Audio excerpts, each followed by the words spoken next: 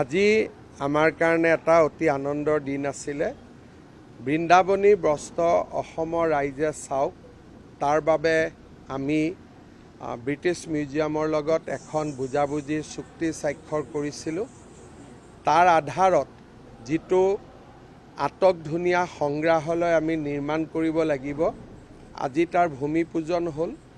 JSW গ্ৰুপে corporate social responsibility CSRৰ অধীনত এই গোটেই মিউজিয়ামটো নিৰ্মাণ কৰিব আৰু মিউজিয়ামটো নিৰ্মাণ 18 মাহৰ ভিতৰত সম্পূৰ্ণ হ'ব।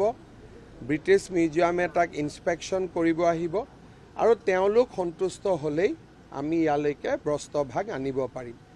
আজিৰ পৰা নিৰ্মাণৰ কাম আৰম্ভ হ'ব। মই ভাবোঁ যে 2027 চনত আমি বৃন্দাবনী বস্ত্ৰভাগ অসমলৈ আনিব পাৰিম।